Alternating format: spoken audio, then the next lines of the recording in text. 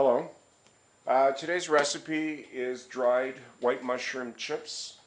Now I thought I'd start by showing you the finished product. This, what I've got on the counter, will make approximately, probably a little bit more than what I've got here. So this is what it looks like when you're finished. Okay, so these are unseasoned and they actually eat like chips. They're really good.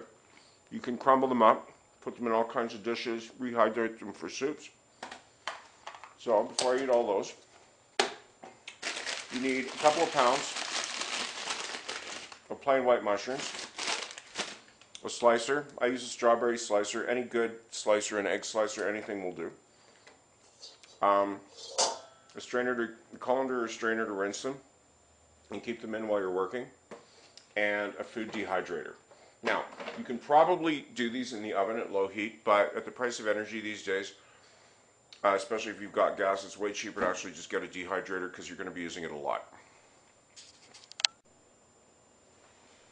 So I've got the mushrooms rinsed here. I got one tray. There's just sits. You can buy different trays. Yeah, I just finished a batch, so I'm just doing another one without cleaning it because it's dried. It's fine.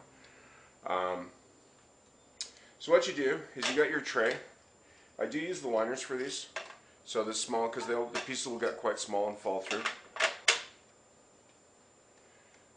So just grab, I'll start with a reasonably small one, okay? Just pop them out. Basically just fill your trays with pieces like this. If you got a really big one that won't fit in your slicer, just pop the end out. Slice that,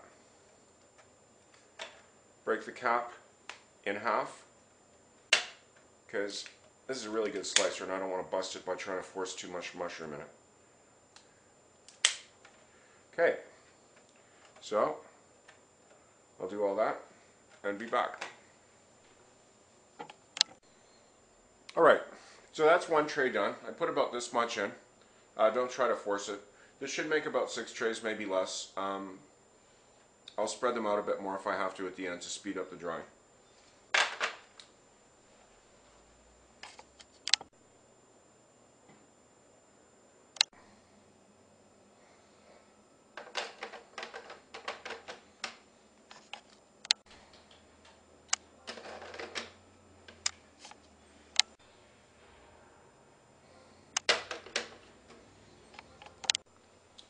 Alright, so that's the last tray done. They're all gone.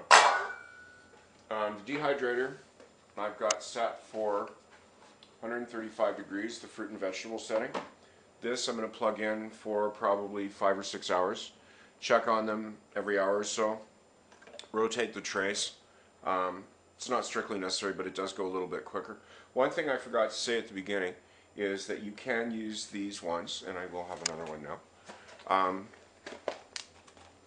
You can use these seasoned or unseasoned, right?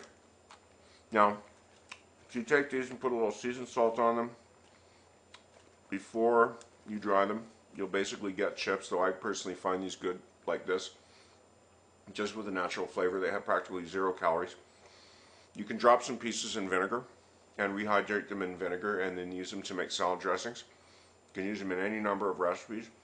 One thing I was going to say is if you stop the process halfway through, basically check out them just when they're like nice and dried out, a little rubbery but still mushroomy.